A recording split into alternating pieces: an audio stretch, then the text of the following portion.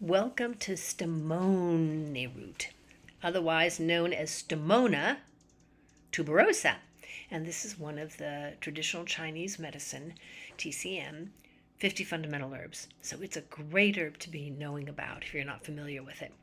And what we're going to look at is some of the ways that it's popularly prepared, because this is very popularly used for respiratory conditions, skin conditions, parasites, and different preparations can kind of help pump one of those properties or another, so they're good to know about. This is a sweet, bitter, slightly warming herb, and it is very popularly used raw for medicinal purposes, not a culinary herb, this herb. Typically, it's going to be powdered, and then it'll be used to treat parasites, either in tablet or pill form. So right off the top, there you've got one level of oomph happening.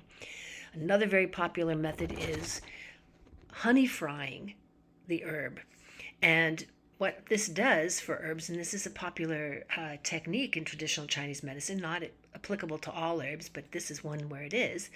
The roots are honey fried, and the addition of the honey boosts its detoxification properties, its ability to add flavor to a blend of herbs, because this is an herb that's not typically used by itself, but in herbal formulas to boost their efficacy or counteract other properties of other herbs.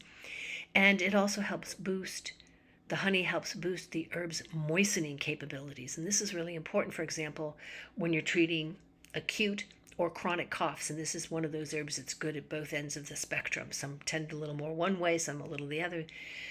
Stemone root comes right in. Boo bye. Bye boo. That's its Chinese name. Is good for treating these kinds of things. Now, they've done some research, and they've also found that this is an herb that when it's decocted in wine, another popular preparation in traditional Chinese medicine, typically using rice wine, it will enhance the herb's ability to inhibit the growth of bacteria, especially bacteria associated with tuberculosis. So you can see how this has an important property quality to it. Now, the dried roots are going to typically be diamond shape, have this wrinkled outer shell. It's going to be either whitish yellow or sort of a yellow and gray tone with really deep grooves in it. It's not just like little wrinkles. It's like really looks shriveled, if you will.